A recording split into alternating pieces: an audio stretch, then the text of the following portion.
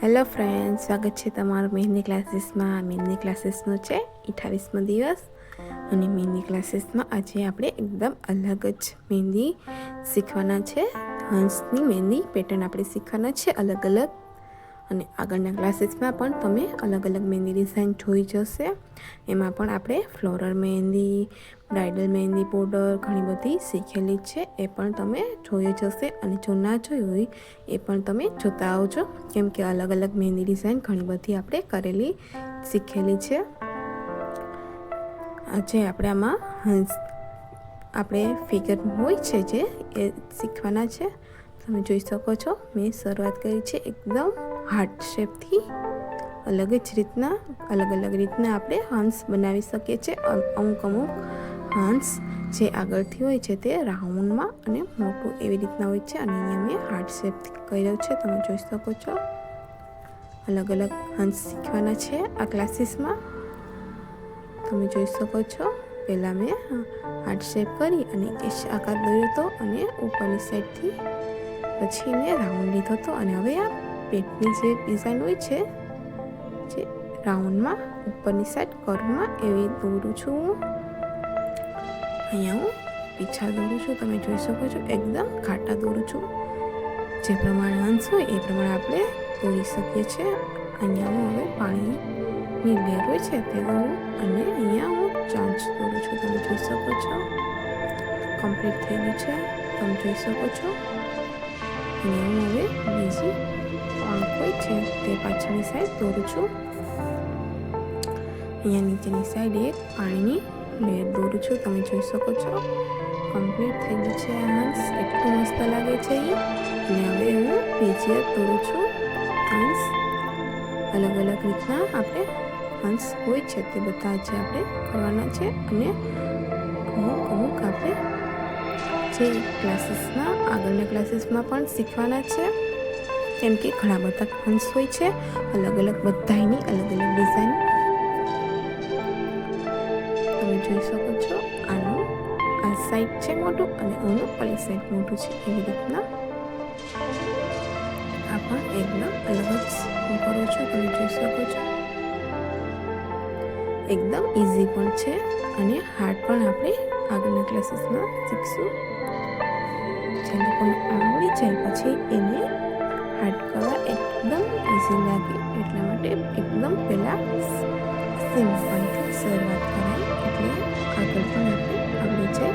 Simple આવડતું હોય તો હાર્ડ જોઈ શકો છો. આ પણ એકદમ અલગ જ રીતના કર્યું છે મેં.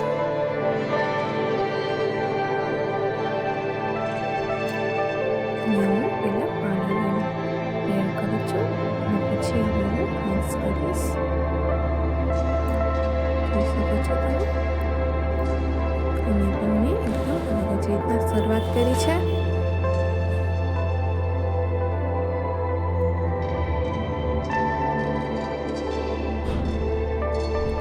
જોઈ શકો છો અહીંયા મેં અલગ જ રીતના શરૂઆત કરી છે.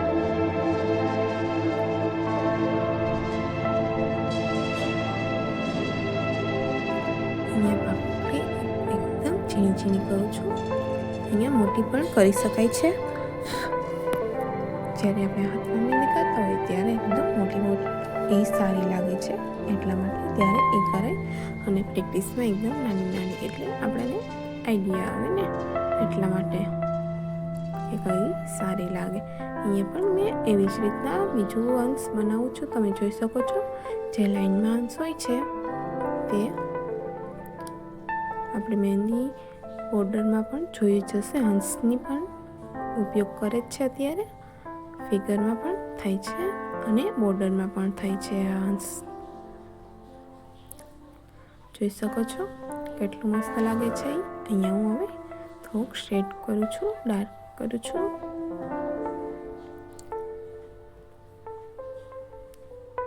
જોઈ શકો છો એ કમ્પ્લીટ થઈ ગયા છે, અને હવે અહીંયા હું બીજું બનાવું છું.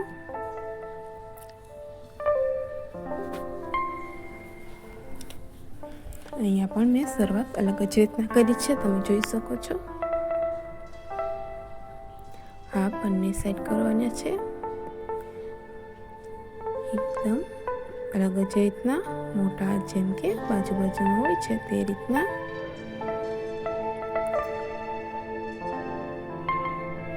જોઈ શકો છો.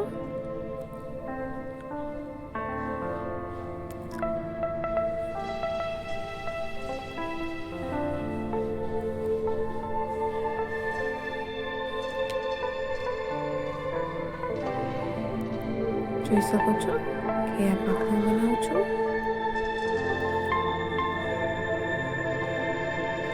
અને પાક અને ચાસ બનાવું છું.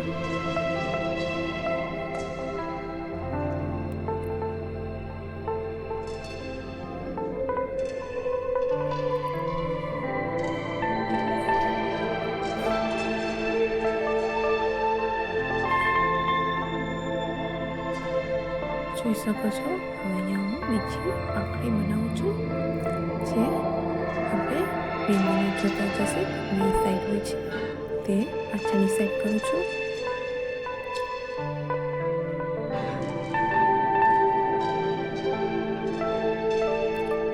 જોઈ શકો છો અહીંયા હું ડાર્ક કરું છું.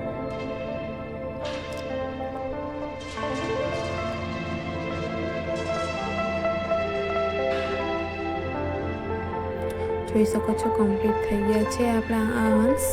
ગમ્યું હોય તો લાઈક શેર અને સબસ્ક્રાઈબ કરવાનું ભૂલતા નહીં.